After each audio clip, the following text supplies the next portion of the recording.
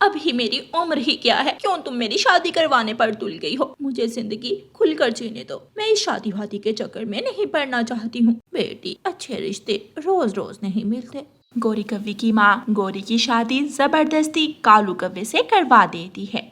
एक दिन गौरी कव्वे अपनी सहेली के पास जाती है। मेरी माँ ने तो मेरी जिंदगी ही बर्बाद कर दी। वो कौवा ना तो मुझे कहीं बाहर जाने देता है और ना ही घर में सुकून से रहने देता है। मुझे तो वो बिल्कुल भी अच्छा नहीं लगता।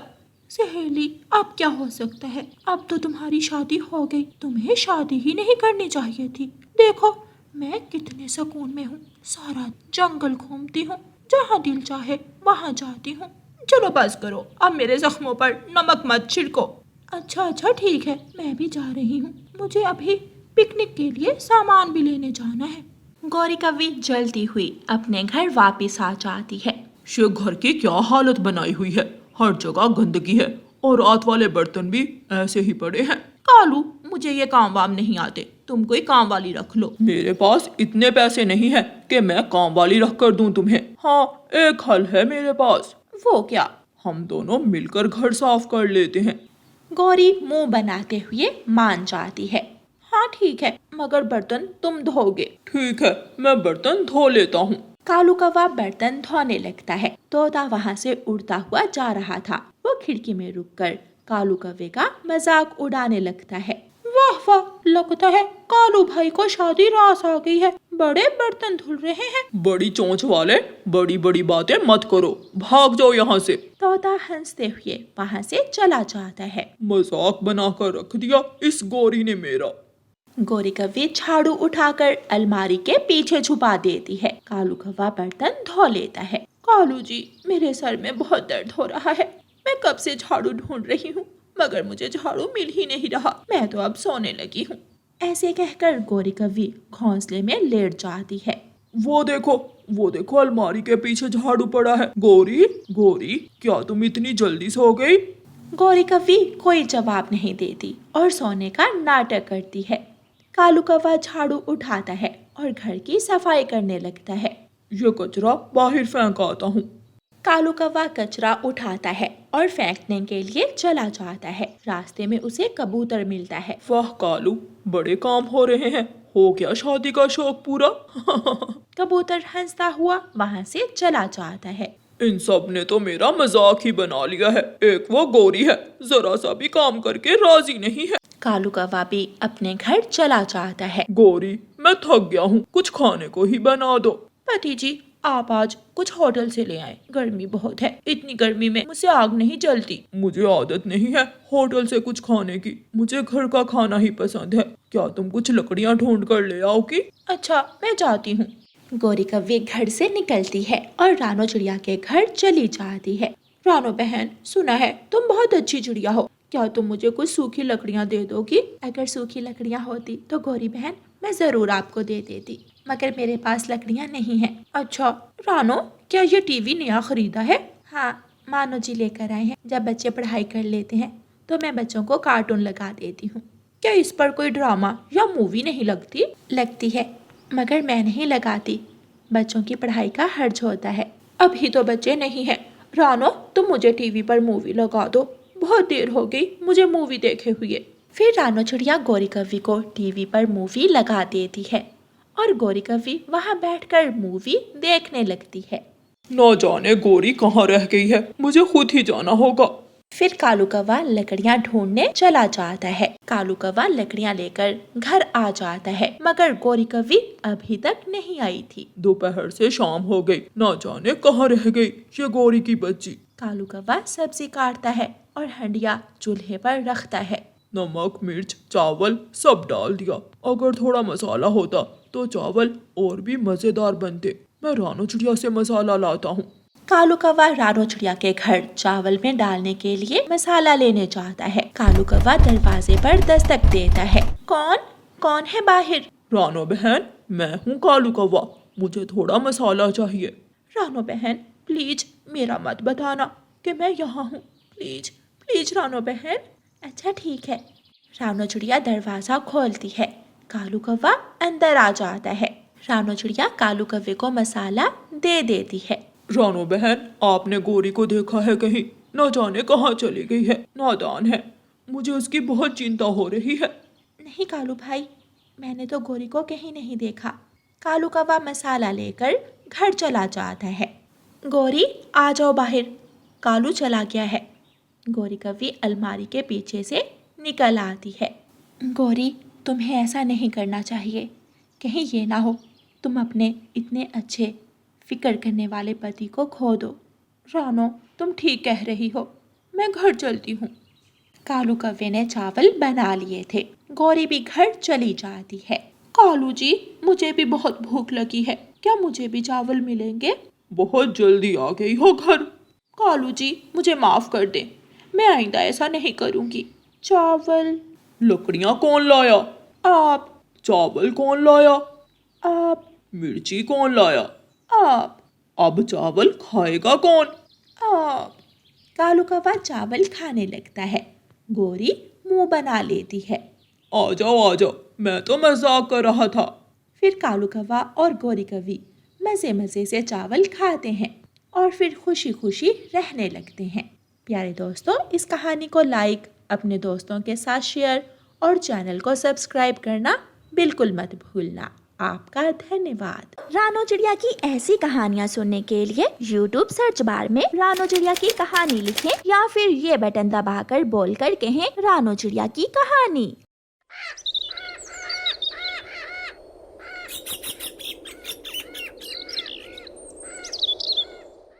रानो चिड़िया अपने 2 बच्चों के साथ नए जंगल में आई थी। उसे रहने के लिए घर की जरूरत थी। शुक्र है इस जंगल में ज्यादा गर्मी नहीं है। हाँ मम्मा, यहाँ तो ठंडी हवा चल रही है। रानो ने भी ठीक कहा था इस जंगल के बारे में। मम्मा, कब से उठ रहे हैं? मुझे भूख लगी है, चले ना कुछ खाते हैं। हाँ, भूख तो मुझे भी लगी है। चलो बच्चों, कोई होटल ढूंढते हैं इस जंगल में। तभी वहाँ से एक तोता उड़ते हुए जा रहा था। रानो चिड़िया तोते को आवाज देती है, तोते भाई। जी, क्या बात है? मैं इस जंगल में आज ही आई हूँ, क्या आप मुझे बताएंगे कि होटल कहाँ है? यहाँ से सीधे जाएं और फिर दाएं मुड़ जाएं, वहाँ सामने ही होगा होटल। बहुत बहुत शुक्रिया तोते भाई। तोता वहाँ से चला जाता है। चलो बच्चों, चलते हैं। रानो चिड़िया अपने बच्चों को लेकर होटल तक पहुँच जाती है। कबूतर भाई, मुझे 3 रोटियाँ और 1 सालन की प्लेट दे दें। कबूतर जल्दी से रानो चिड़िया को खाना देता है। वो सारा परिवार जी भरकर खाना खा लेता है और ठंडा पानी पीता है। खाना खाने के बाद चिड़िया कबूतर से पूछती है, कबूतर भाई, हमें घर की ज़रूरत है, क्या आप बता सकते हैं कि हमें घर कहाँ से मिल सकता है? घर? हाँ, एक चील घर किराए पर देती है। जंगल के बीचों बीच घर है उसका। शुक्रिया कबूतर भाई, अब हम चलते हैं। रानो चिड़िया अपने बच्चों को साथ लेकर फिर से उड़ती है और चील का घर ढूंढ ही लेती है। रानो चिड़िया चील के घर के दरवाजे पर दस्तक देती है। एक छोटा पक्षी दरवाजा खोलता है। कौन है आप और यहाँ क्या कर रहे हो? क्या ये चील का घर है? हाँ, ये चील दी का ही घर है। चील दी किसी जरूरी काम से दूसरे जंगल गई हुई है। अच्छा, हमें चील दी से घर खरीदना था। वहीं से एक कौवा गुजरता हुआ जा रहा था। वो वहाँ आ जाता है। मैं लेकर दे सकता हूँ आपको घर। क्या सच में? हाँ, कैसा घर चाहिए आपको? छोटा बड़ा हर तरह का घर मिल सकता है। मुझे तो छोटा सा घर ही चाहिए। तो ठीक है, फिर आप सब मेरे साथ आ जाओ। कौवा रानो चिड़िया और उसके बच्चों को अपने साथ ले जाता है। ये मेरा घर है, आप कुछ देर मेरे घर रुक जाओ, मैं घर का किराया पूछ कर आता हूँ। मुझे घर किराए पर नहीं चाहिए, मुझे अपना घर खरीदना है, चाहे छोटा हो मगर मजबूत होना चाहिए ताकि मेरे बच्चे सुरक्षित रहें। अच्छा ठीक है, तुम मुझे एडवांस 2000 रुपए दे दो। रानो चिड़िया कौवे को 2000 रुपए दे देती है और कौवा घर ढूंढने निकल जाता है। कितने कमरे हैं इस घर में? 3 कमरे, 2 शौचालय और 1 किचन है। नहीं, ये घर नहीं चाहिए, ऐसा घर चाहिए जिसमें सिर्फ 1 ही कमरा हो। ऐसा घर तो मेरे पास नहीं है। कालू कौवा जंगल में चिड़िया के लिए घर ढूंढता फिरता है। वो सामने छोटा सा घर न जाने किसका है, जाकर देखता हूँ। अरे, ये घर तो खाली है, क्यों ना ये घर ही चिड़िया को बेच दूं। कालू कौवा ऐसा ही करता है। वो रानो चिड़िया के पास जाता है। चिड़िया, घर मिल गया है, चलो मैं तुम्हें तुम्हारा घर दिखा देता हूँ। चिड़िया अपने बच्चों को साथ लेकर कौवे के साथ चली जाती है। वो देखो, वो सामने वाला घर है। लाओ, बाकी के पैसे दे दो मुझे। कौवे भैया, अभी मुझे घर अंदर से तो दिखा दो। मेरे पास इतना टाइम नहीं है, मुझे जरूरी काम से कहीं जाना है। जल्दी करो, पैसे दो मुझे। रानो चिड़िया बाकी के पैसे भी कालू कौवे को दे देती है और कालू कौवा जल्दी से वहाँ से भाग जाता है।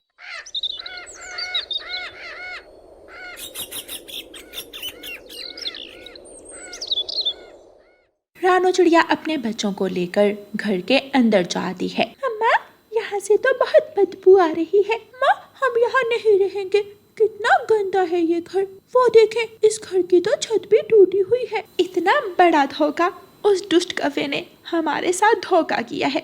बच्चों, तुम यहाँ बैठो, मैं अभी उस कौवे को पूछ कर आती हूँ। रानो चिड़िया जंगल में कालू कौवे को ढूंढती फिरती है। कबूतर भैया, क्या आपने कालू कौवे को देखा है कहीं? क्यों, क्या हुआ? कहीं आपने भी उससे घर तो नहीं खरीद लिया? हाँ, उसने मेरे साथ धोखा किया। तो अब आपकी तलाश बेकार है। अब तक तो वो दूसरे जंगल निकल गया होगा। रानो चिड़िया निराश होकर अपने बच्चों के पास वापस आ जाती है। मौसम मुझे कुछ ठीक नहीं लग रहा। बच्चों, हमें इस घर को साफ करना होगा। मम्मा, हम घर साफ करते हैं, आप जाकर कुछ पत्ते ले आए।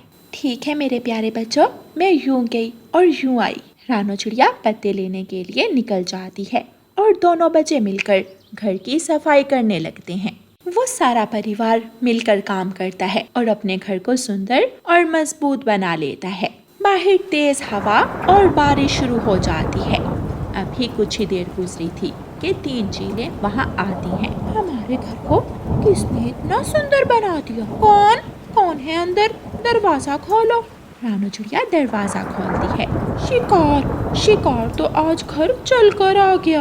ये घर तो हमारा घर लग ही नहीं रहा। तुमने हमारा घर साफ किया, मजबूत बनाया, इसी खुशी में हम तुम्हें जाने देते हैं। लेकिन ये घर तो कालू कौवे ने हमें बेचा है। चली जाओ यहाँ से, ये ना हो कि हमारा मूड बदल जाए। रानो चिड़िया तेज बारिश में अपने बच्चों को साथ लेकर वहाँ से चली जाती है। ए ऊपर वाले, कहाँ जाऊँ मैं इस तेज बारिश में? क्या करूँ मैं? मेरे छोटे छोटे बच्चे हैं। कालू कौवे को जरा रहम ना आया हम पर। हाँ, वो देखे सामने उस पेड़ में छेद है, क्यों ना हम वहाँ जाएं? मम्मा, मुझे बहुत ठंड लग रही है। रानो चिड़िया अपने बच्चों को साथ लेकर पेड़ के छेद में चली जाती है। दूसरी तरफ कालू कौवा, जो पैसे लेकर दूसरे जंगल भाग रहा था, बारिश की जद में आ जाता है और एक पेड़ से टकराकर उसका पंख टूट जाता है। जैसे तैसे वो रात गुजर ही जाती है। मम्मा, हमारे पास पैसे नहीं है तो क्या हुआ, हम खुद भी तो अपना घर बना सकते हैं। गुड़िया बेटी, घर बनाना इतना आसान नहीं है। मैंने बहुत मुश्किल से वो पैसे जमा किए थे। अभी वो ये बातें कर ही रहे थे कि कुछ पक्षी कालू कौवे को उठाकर वहाँ लेकर आते हैं। चिड़िया बहन, मुझे माफ कर दो। मुझे मेरे किए की सजा मिल गई। मुझे माफ कर दो। रानो चिड़िया कालू कौवे के पास बड़े पैसों में से अपने पैसे निकाल लेती है। चिड़िया बहन, माफ कर दो इसे इसके किए की सजा मिल चुकी है। ये ना तो उड़ सकता है और ना ही चल सकता है। कौवे, तुम्हें अंदाजा नहीं है मैंने ये रात कितनी मुश्किल से गुजारी है। मेरे मासूम बच्चे कैसे रहे इस रात में। बुराई करने से पहले सोचना चाहिए कि उसका अंजाम क्या हो सकता है। ऐसा कहते हुए रानो चिड़िया वहाँ से चली जाती है। घर बेचने वाली चील भी आ चुकी थी। रानो चिड़िया उस चील से घर खरीदती है और अपने बच्चों के साथ हंसी खुशी रहने लगती है। प्यारे दोस्तों, इस कहानी को लाइक, अपने दोस्तों के साथ शेयर और चैनल को सब्सक्राइब करना बिल्कुल मत भूलना। आपका धन्यवाद।